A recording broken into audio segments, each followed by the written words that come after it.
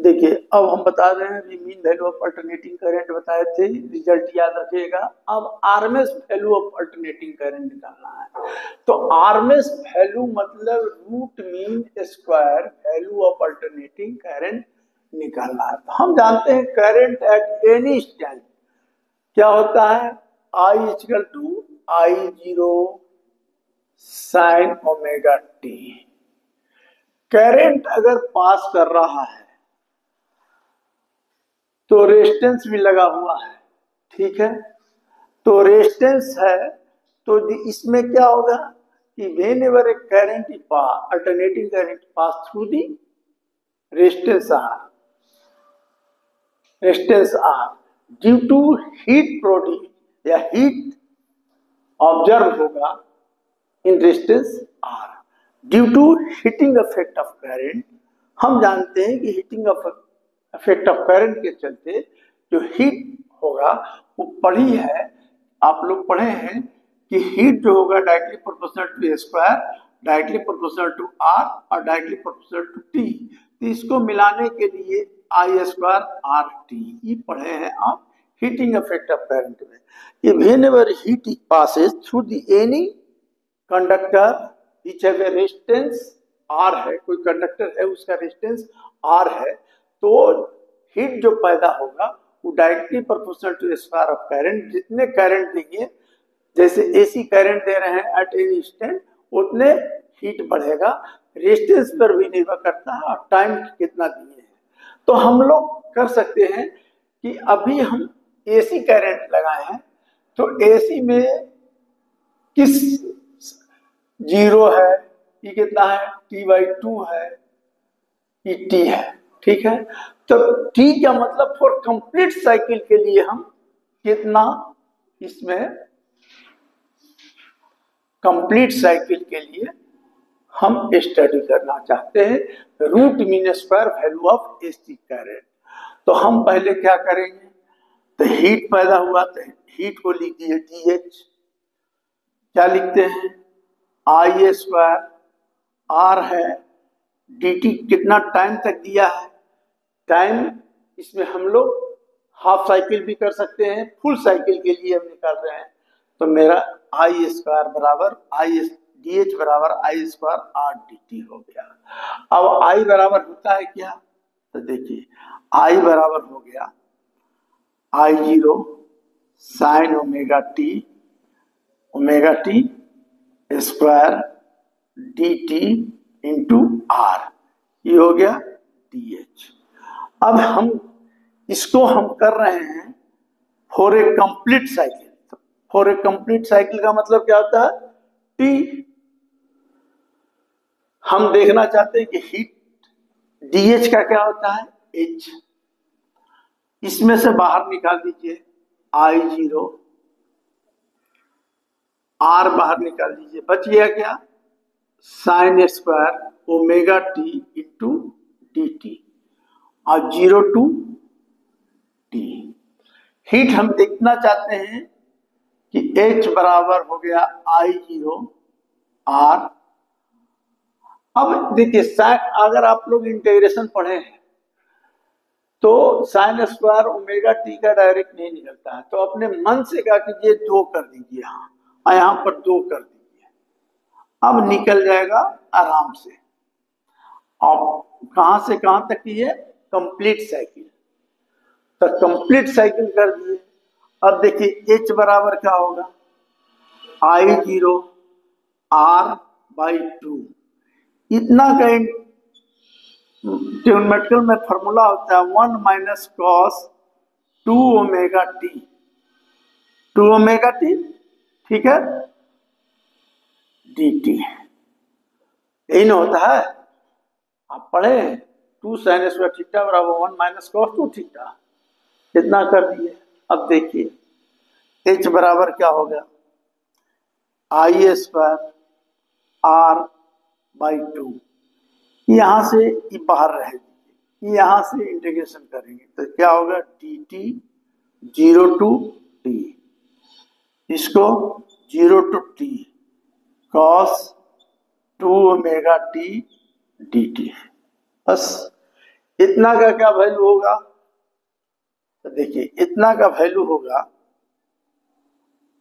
I0 R/2, इतना का हो गया t। कोई दिक्कत, dt का t बैठाएंगे तो t आ गया। अब इतना का क्या होगा, तो इतना का देखिए साइन, देखिए इसका इंटीग्रेशन का होगा, तो इसका इंटीग्रेशन होगा साइन का कॉस, कॉस का इंटीग्रेशन क्या हो जाएगा, साइन 2 ओमेगा टी, और टी के कोफिशिएंट कितना है 2 ओमेगा से डिवाइड, बराबर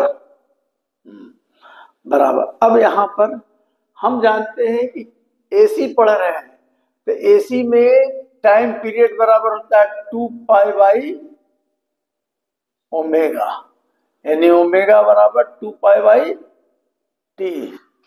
तो यहां पर बैठाइए, तो यहां पर बैठाइए I² R/2 t, ये कितना हो जाएगा साइन 2 ओमेगा का वैल्यू 2 पाई बाई टी, बगल में t, नीचे 2 into 2 pi by T.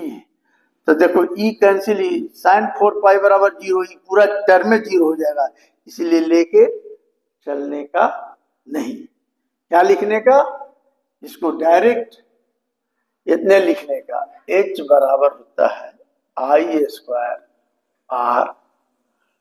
RT/2। ये तो हो गया, हमने आपको ये हो गया। अब हमको इतना आ गया हीट, समझे।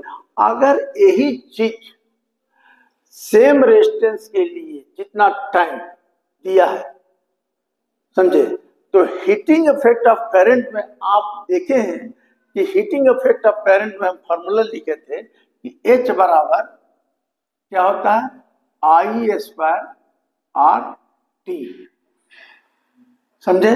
तो यहां हम I² बराबर, यहां क्या हो गया I² RT हो गया, ये कितना हो गया I0 RT। देखिए ET भी T है, तो ET E कैंसिल, ये जो करंट निकलेगा ये वर्चुअल माने वर्चुअल वोल्टेज में निकलेगा। तो देखिए इसको भी लिख देते हैं वर्चुअल, ये जो निकला R से R कैंसिल, नीचे 2 था तो 2 रहने दो। अब I भी इधर से स्क्वायर हटाओगे तो क्या निकल जाएगा, ये बोलो I0/√2। तो इसको I भी लिखते हैं। I भी क्यों लिखते हैं, कि इसको I भी इसलिए लिखते हैं कि E निकला RMS value, root mean of square of velocity जो निकला I0/√2। इसी तरह हम E निकालेंगे, E भी निकालोगे ERMS, तो हो जाएगा E0/√2। इसका वैल्यू भी 0.0107 I0 होता है। तो देखिए हमने क्या किया, हीट निकाला, कितने के लिए निकाला, फॉर कंप्लीट साइकिल के लिए निकाला। अगर ये कंप्लीट साइकिल के लिए मेरा हीट जो आया था कितना आया था, इतना आया था I0 RT/2, लेकिन हीट आया था। लेकिन जो हीट आया फॉर कंप्लीट साइकिल के लिए, अगर हम कहीं पर भी हीट निकालते तो वर्चुअल हीट निकलता, तो वर्चुअल हीट बराबर होता है I² RT। तो T से T कैंसिल, R से R कैंसिल, तो I भी बराबर निकल गया मेरा इतना। तो ये RMS value of alternating current हो गया। अभी इसमें पढ़ना है क्या कि circuit containing inductance, reactance, inductance, capacitance, समझे, resistance, LCR circuit, power factor, बहुत इंपॉर्टेंट चीज। लेकिन ये सब चीज आपको वैल्यू याद रखनी चाहिए। IRMS का वैल्यू इतना, IERMS का वैल्यू इतना, मीन वैल्यू का इतना। तो अल्टरनेटिंग करंट में ये सब कीजिएगा। देखिए अब हम बता रहे हैं आपको एसी अल्टरनेटिंग करंट के बारे में हम बताएं। अब हम बता रहे हैं mean value of alternating current. The mean value of alternating current for half cycle या कंप्लीट साइकिल।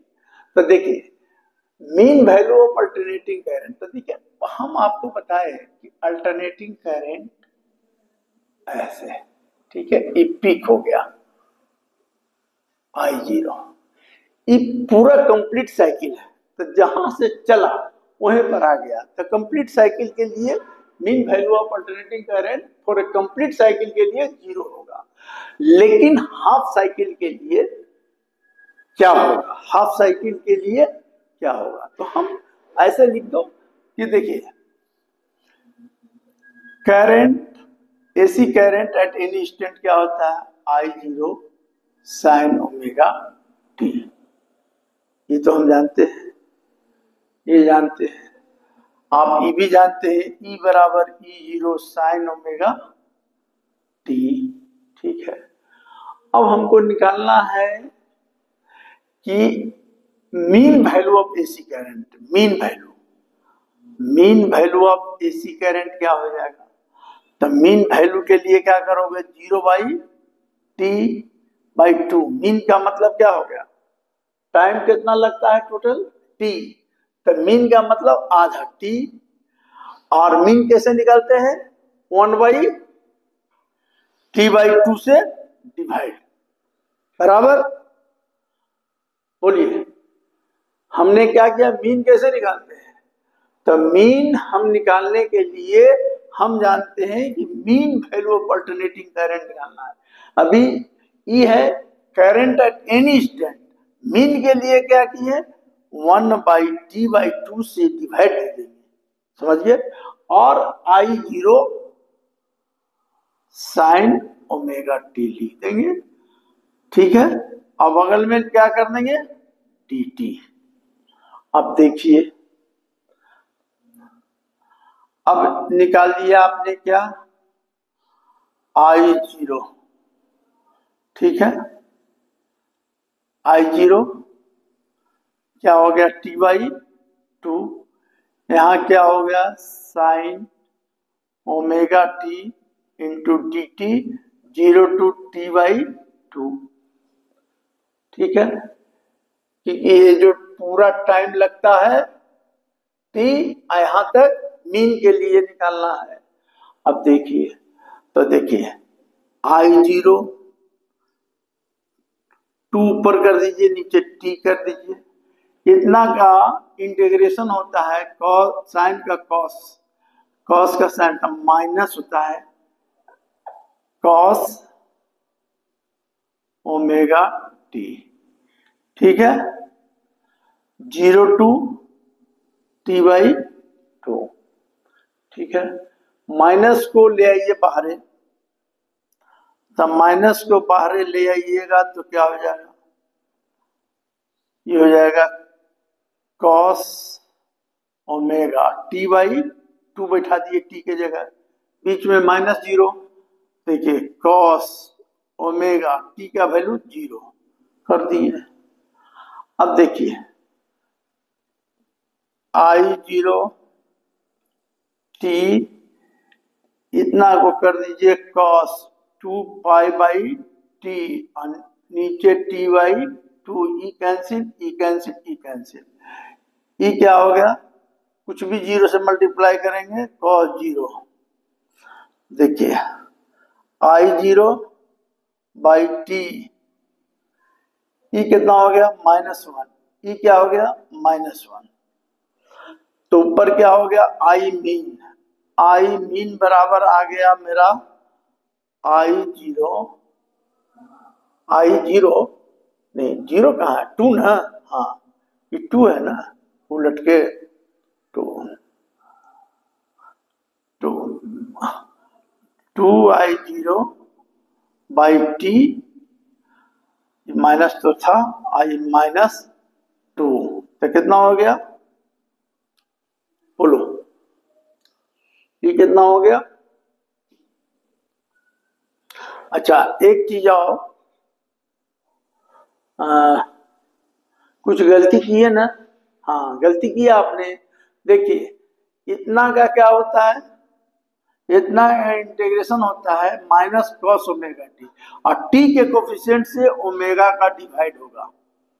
ठीक है, तो ई ओमेगा यहां ले आइए, ठीक है, ई ओमेगा यहां ले आइए, ई ओमेगा यहां ले आइए, तब ना।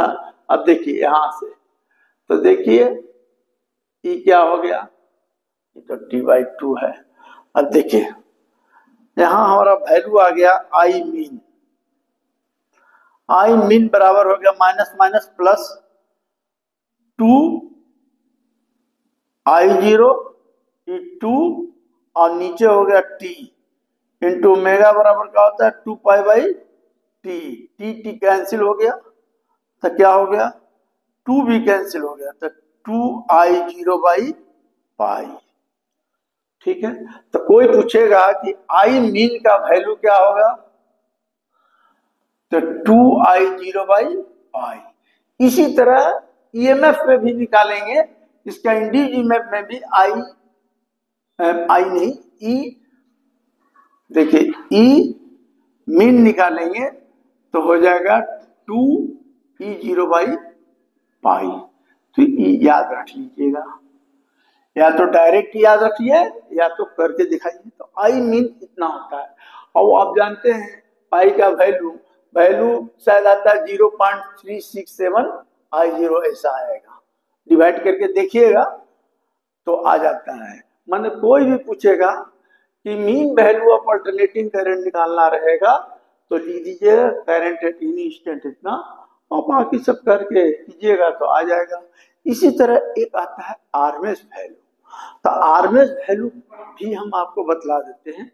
तो आरएमएस वैल्यू क्या होता है, ये समझ में आया ना, या तो डायरेक्ट आप याद कर लीजिए, अगर कंपटीशन वगैरह देना रहता है तो आपको याद रखना पड़ेगा ऐसा, और नहीं तो निकालने के लिए अगर तो ऐसे कर लीजिए। अब हम बताते हैं आपको RMS value of alternating current. तो देखिए RMS value of alternating current या वर्चुअल वोल्टेज इसको भी कहते हैं, वर्चुअल वोल्टेज भी या वर्चुअल करंट भी, समझे। तो आर में root mean square velocity, R M root mean square वेलो, root mean square value of alternating current, ये हम बतलाते हैं अब अल्टरनेटिंग करंट। तो इस केस में भी देखिए क्या करेंगे, तो देखिए अब हम आपको